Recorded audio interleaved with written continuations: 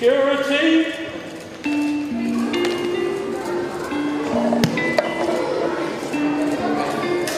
What is worth more, art or life? Is it worth more than food? Worth more than justice? Are you more concerned about the protection of a painting or the protection of our planet and people? The cost of living crisis is part of the... On October 14th, 2022, two young people approached Van Gogh's famous Sunflowers painting in the National Gallery in London. They unzipped their jackets to reveal Just Stop Oil t-shirts, opened cans of tomato soup, and chucked it at the painting. You can hear the shock of some of the other museum goers in that video there. What? Security! Oh my gosh! But the immediate response was nothing compared to the onslaught of media coverage and commentary that followed. I can't think of another protest in recent history that was so immediately the central focus of the discourse. It's worth noting that the painting itself was not damaged. It was behind glass, and the soup only hit that glass display case. The National Gallery later reported that the painting's frame had sustained minor damage, but that's it. That did not stop many commentators from referring to the action as destruction or vandalism. It's about the destruction. It is not about a better world. They're not going to school to learn how to create better tech to cure the climate crisis. They're not figuring out how to geoengineer. They're not doing something productive. They're doing something destructive because the barbarians are about the destruction. These Stop the Oil protesters back in the UK have started doing more and more acts of wanton vandalism. We got a little mashup of their antics in the last few days. Those were conservative commentators Ben Shapiro and Piers Morgan. But it wasn't just the usual suspects weighing in on this protest. People in favor of climate action also chewed on it for weeks, debating whether or not the climate movement should be engaging in such polarizing protests. Here's leftist commentator Hassan Piker weighing in. I find a lot of these activists to be, they're right. For their anger, their frustration is correct. I feel like that kind of protest oftentimes is just like very, almost like self-defeating. It's performative, it's cringe. Even climate scientist Michael Mann got in on the action, commissioning a survey and pointing to the results of it as proof that the action was alienating. A claim that lots of social scientists who study protests found rather alienating themselves. Soupgate fueled Twitter debates for weeks. And yet, just 6 months earlier, right in the middle of Earth Month, another big piece of climate news had happened in the UK that generated almost no response. There's been 2 rounds of criminalisation of protest in the UK. Dr. Oscar Berglund is a researcher at the University of Bristol. He focuses on social movements, and he's spent the last few years particularly focused on Extinction Rebellion, and then its spin-off groups, Just Stop Oil and Insulate Britain in the UK. He's talking there about the Police, Crime, Sentencing and Courts Act of 2022 and the Public Order Act, which just went into effect in May 2023. Together, the two seriously curtail protest rights. They give police the right to impose time, noise, and location restrictions on protests, to arrest anyone deemed to be causing a public nuisance, and to stop and search anyone they want near a protest with no need to justify the stop. They can also bar people they suspect will make a serious disruption from being in particular places or around particular people. The law even curtails how activists are allowed to defend themselves in court. Climate activists have not been allowed to explain, for example, that it's the urgency of the climate crisis that drove them to commit particular acts. Judges, in wanting to uphold the law as it is, have tried to, limit what the jury is allowed to hear, and that, you weren't allowed to give certain kinds of evidence, that you weren't allowed to mention climate, and so on, that the context wasn't allowed to be heard in court. It's a restriction that could reverberate well beyond the climate movement.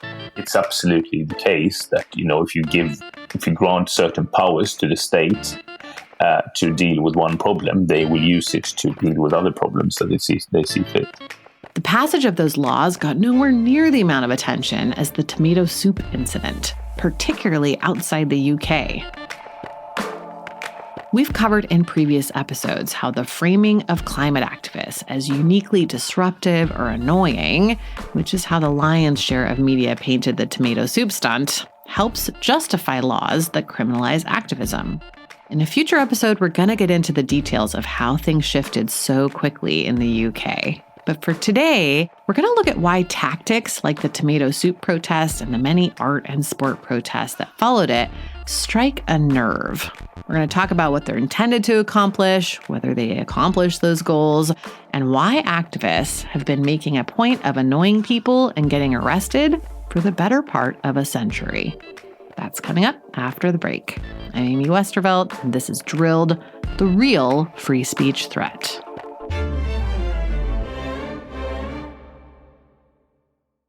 Hey, it's Ryan Reynolds here from Mint Mobile. Now, I was looking for fun ways to tell you that Mint's offer of unlimited premium wireless for $15 a month is back. So I thought it would be fun if we made $15 bills. But it turns out that's very illegal. So there goes my big idea for the commercial. Give it a try at mintmobile.com/switch. Upfront payment of $45 for 3-month plan, equivalent to $15 per month required. New customer offer for first 3 months only. Speed slow after 35 gigabytes if network's busy. Taxes and fees extra. See mintmobile.com. This episode is brought to you by LifeLock. Between two-factor authentication, strong passwords, and a VPN, you try to be in control of how your info is protected. But many other places also have it, and they might not be as careful. That's why LifeLock monitors hundreds of millions of data points a second for threats. If your identity is stolen, they'll fix it, guaranteed, or your money back. Save up to 40% your first year. Visit LifeLock.com/podcast for 40% off. Terms apply. Did you know that parents rank financial literacy as the #1 most difficult life skill to teach? Meet Greenlight, the debit card and money app for families. With Greenlight, you can send money to kids quickly, set up chores, automate allowance, and keep an eye on your kids' spending with real-time notifications. Kids learn to earn, save, and spend wisely, and parents can rest easy knowing their kids are learning about money with guardrails in place. Try Greenlight risk-free today at greenlight.com/Spotify. There's a bit in the UK policing bill that you could miss the significance of entirely if you didn't happen to be obsessively reading everything you possibly could about the criminalization of protest over the past few years.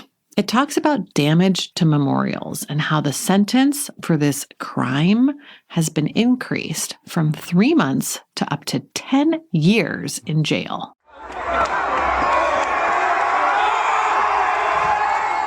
Those cheers you're hearing are from a Black Lives Matter protest in Bristol, England in 2020. People are celebrating the fact that a statue of the slave trader Edward Colson, that once occupied a prominent position at Bristol's port, has been pulled down and thrown into the harbor.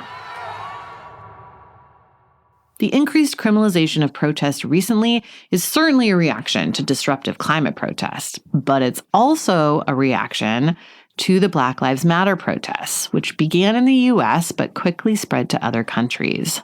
Both movements bring something that powerful interests have been fighting against for the better part of a century: multiracial, cross-class solidarity. Nick Estes is an assistant professor of American Indian Studies at the University of Minnesota, co-founder of the native advocacy group The Red Nation, and an enrolled member of the Lower Brule Sioux Tribe. He says the recent racketeering charges against activists protesting the proposed police training facility known as Cop City in Atlanta is a clear example of how much various protest movements are being lumped together. That's a very kind of clear example that they're seeing, the Black Lives Matter movement, Standing Rock, all these other sort of social justice movements, climate justice movements as connected. And the best way to contain them is to basically slap a broad label on all of it.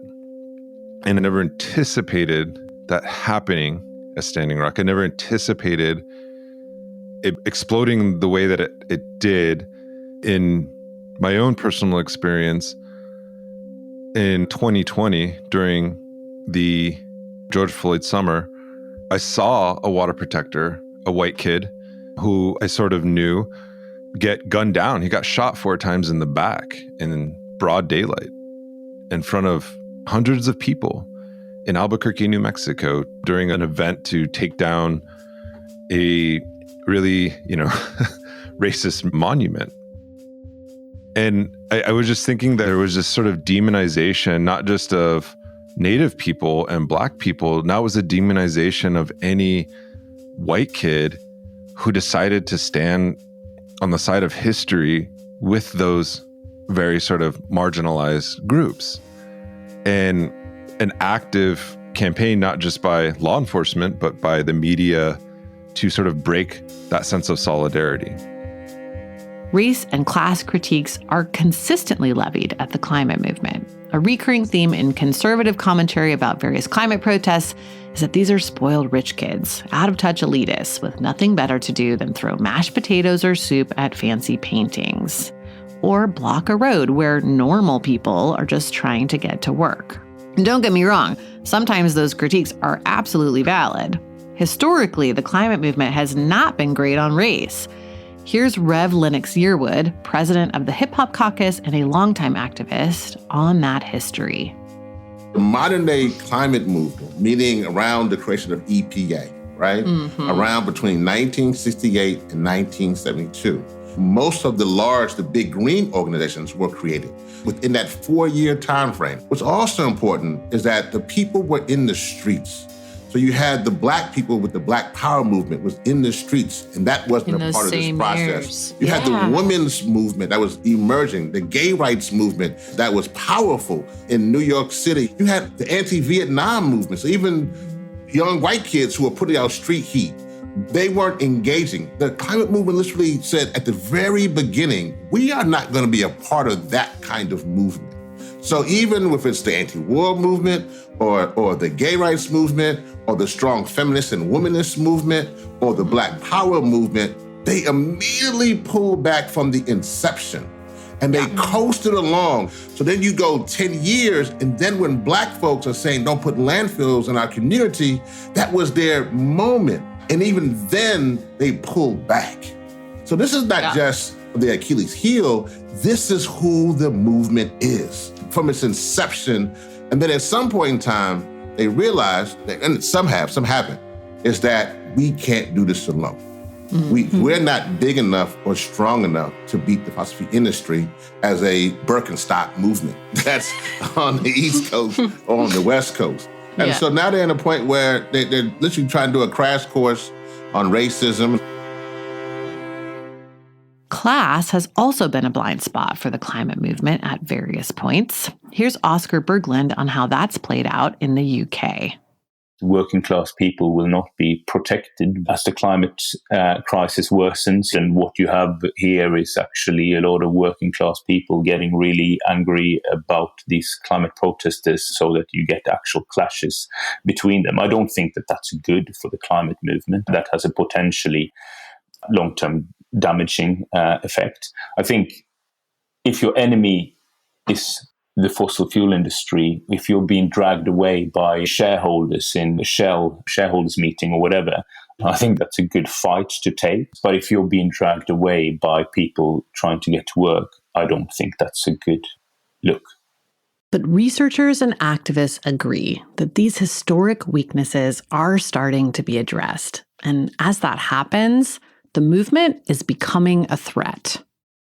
This is the kind of the attitude, that we're seeing in general with this attack on, woke. It's become a culture war sort of tagline for anything that is considered liberal or left or something that can be dismissed. And I think it's fascinating because in my mind, it's actually just trying to create lines of division between people. And I think this is, just sort of the longer trend of the aftermath of Standing Rock in many ways. Some people who would rather not see a cross-racial, cross-class coalition fighting for justice have been singling out white allies for critique or punishment, just like Nick Estes saw at Standing Rock. It's an extension of the outside agitators accusation that gets thrown at protesters regularly. Scientist and activist Rose Abramoff says she got a lot of this when she was protesting the Mountain Valley Pipeline in West Virginia. There was a lot of sort of, you're not from around here, are you? Which is interesting because, I would argue that the Mountain Valley Pipeline is not from around here, and that the main resistance against the Mountain Valley Pipeline is primarily local, is locals who don't want this pipeline going through their land. So that was an interesting line of argumentation. When people across the country went to Standing Rock to stand with the Lakota and Dakota people defending their land and water rights, fossil fuel industry spokespeople and police highlighted a number of people from out of state in an attempt to delegitimize the protest. Not only was that narrative false, it was ignorant. The thing about indigenous movements, in contrast to modern sort of political movements or political parties, is that they're not sort of movements of strangers. They're movements of relations. A lot of people are familiar with each other, or they're organizing according to their clan system or the societies that are created within traditional governance systems. There's male societies, female societies, warrior societies, all kinds of different societies that exist. In the case of Standing Rock, the Sioux, or Oceti Sakowin Oyate people, are located in what is today Montana, Minnesota, Nebraska, North Dakota, South Dakota, and Manitoba and Saskatchewan in Canada. So after the defeat of Keystone XL, the northern leg, there was a lot of people in Standing Rock who were paying attention. But it wasn't until I first went up to the camps there, and a lot of the people back home that we had worked with on the Lower Brule Reservation were already there. Members of the Oceti Sakowin had their own little camp system set up. It was actually just uniting people on the ground. Our nation, the Oceti Sakowin, the nation of the Seven Council Fires, it was all proof that these things had never gone away. If they're hard to get right and guaranteed, sometimes even engineered, to piss off the public and ratchet up policing, why engage in more disruptive tactics?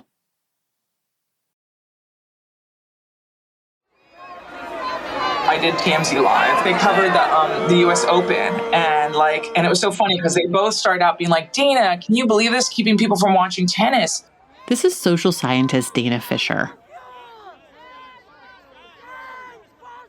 Professor Fisher, welcome to TMZ Live. Thank you for having me. So give us your take on what this did for the climate protest movement. Other than extending the match also. And the movement is much broader than what we call the radical flank, which is people who are engaging in civil disobedience, like gluing themselves at events and throwing food.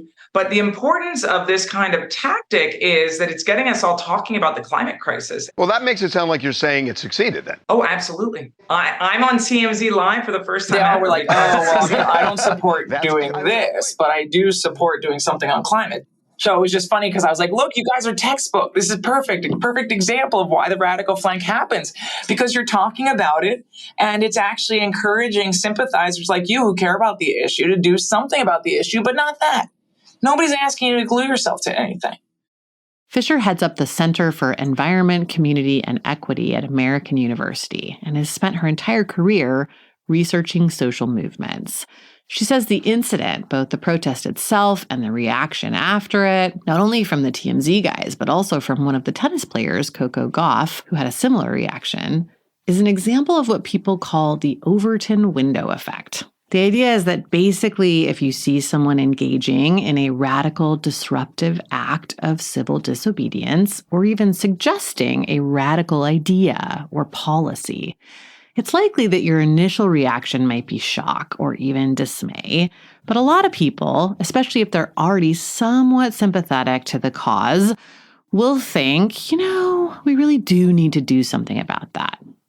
In the context of climate protests, maybe gluing yourself to a road or throwing soup at a painting is a bit much. But people might think those activists are right and we do need to do something. That's the entire purpose of what movement scholars like Fisher call the radical flank, the segment of a movement that's willing to risk arrest or cultural backlash or even violence to grab attention and rile people up. The suffragettes did it, the civil rights movement did it, and the anti-war movement did it too. And it worked in all three cases. The Overton window is referenced a lot by progressives these days, but it's actually a term that was conceived of to understand how to shift the public towards more conservative views. In many countries, you could argue that far-right ideas have shifted the entire political spectrum to the right much more than civil disobedience has shifted things to the left, particularly in recent years.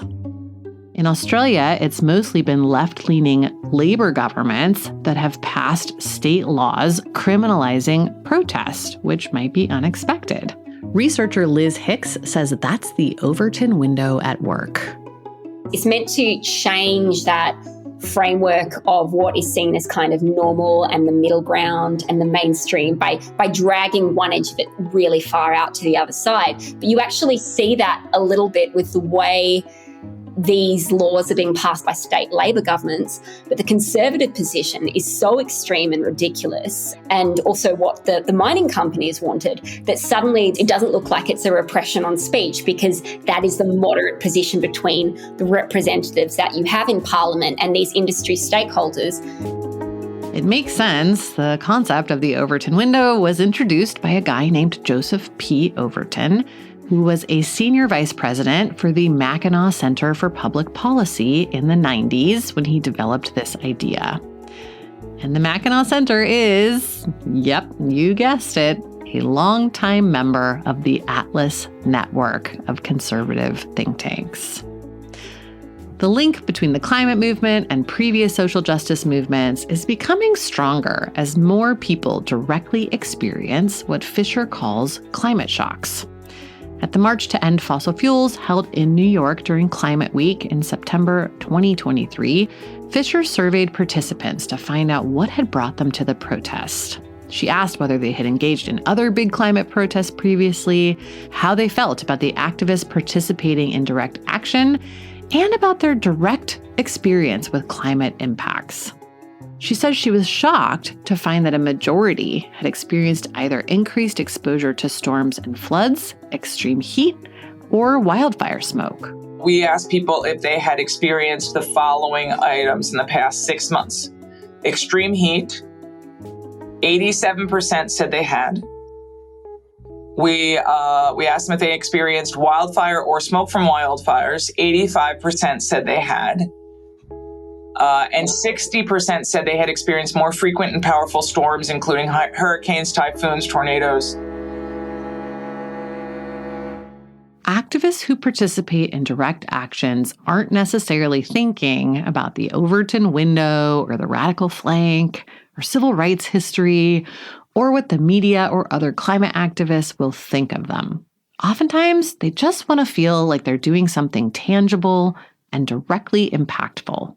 We're trying to stop this pipeline, and this is one of the most effective ways to do it, is to just get in front of and literally stop work on the pipeline.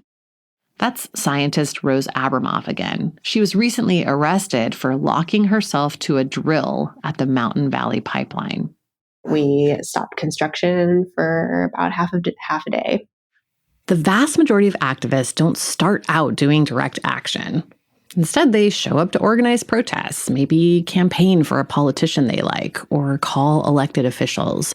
In an earlier episode, we heard from Joanna Altman-Smith, who was arrested earlier this year for smearing finger paint on the display case protecting a Degas statue in D.C.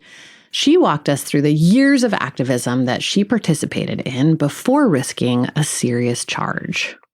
So yeah, I've done a lot of on the ground organizing, and part of that has been rallying and protesting. I've done a fair amount of die-ins and picket lines and blockading of buildings to raise awareness on different issues. What I just did with Declare Emergency in Washington, that was my first time stepping up as an individual, putting myself on the line with my partner, Tim, to really do something that we knew would raise the alarm. Tim is Tim Martin, a fellow climate activist from North Carolina. In May, the two were charged with conspiring against the United States government. That's a charge that carries a possible sentence of 5 years in prison and a fine of $250,000 for each of them. Those cases are still pending. If the idea that all attention on climate protests isn't necessarily good attention holds any water, it may be more in the sense that opponents of the movement can and do try to leverage certain moments to discredit activists, and that the more disruptive each protest gets, the more aggressive police and security are getting in response. Again, those who study social movements are not terribly surprised by the lockstep escalation of both protest tactics and backlash. I think it's worth remembering that, the radicalization of the civil rights movement, for example, happened over a very prolonged period of time. And it happened as activists, which started out with young people, mostly. Youth-led groups basically decided to start being more confrontational. And they were confrontational but nonviolent. Sit-ins, boycott. And what we saw happen was there was this increasing frustration and violence from law enforcement and others whom, we generally think of as counter movements, but it was really, white supremacists in that case.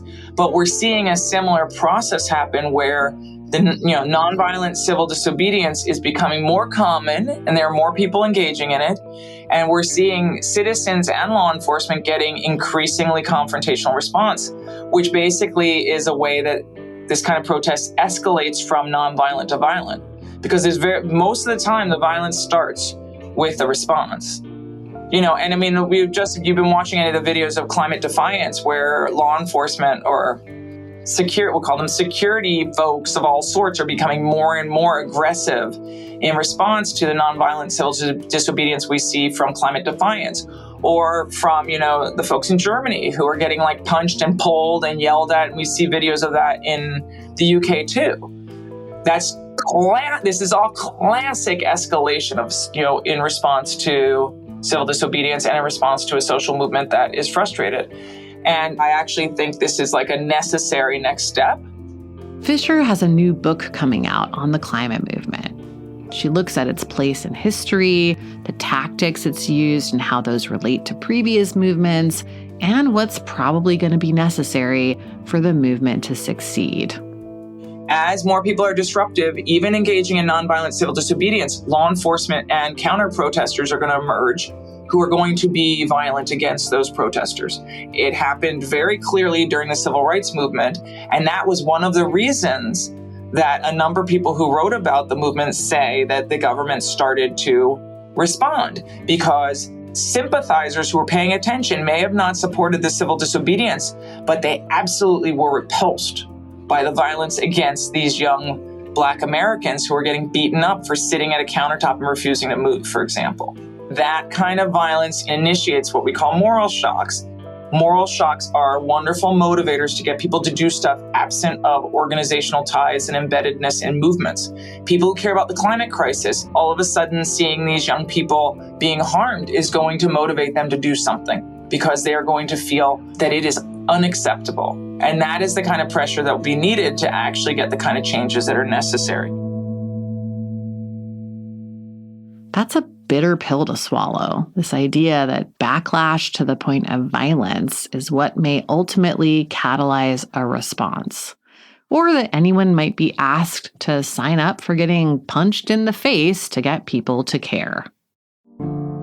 Meanwhile, the concern voiced by climate-conscious observers over the tomato soup protest, this idea that the action could turn off people who would otherwise support climate action, doesn't seem to be holding up a year later.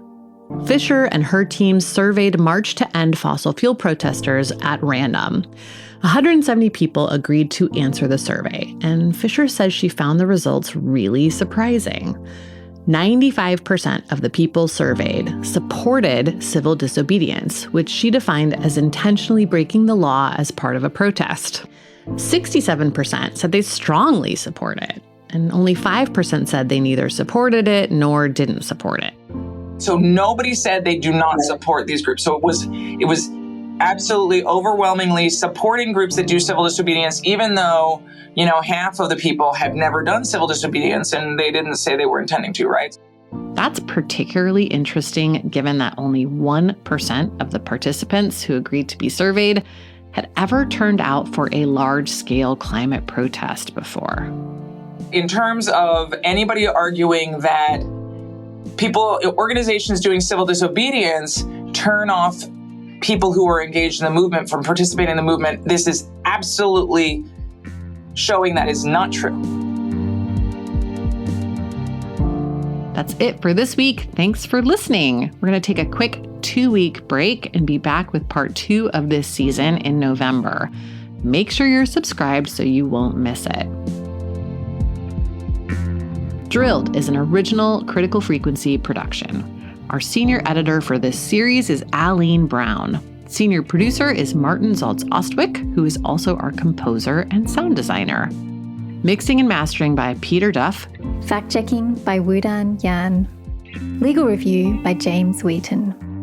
Our artwork is by Matt Fleming. Our theme song is Bird in the Hand by Foreknown. The show was created by me, Amy Westervelt. I also reported and wrote this episode. You can find a corresponding print story on our website at drilled.media. You can also find documents there related to this season and sign up for our weekly newsletter to get a curated list of the week's top climate reads. If you'd like to support the show, you can give us a rating or review wherever you listen to podcasts, share links to our stories, or upgrade to a paid newsletter or podcast subscription for access to ad-free, early release episodes and bonus content. Thanks for listening, and we'll see you next time.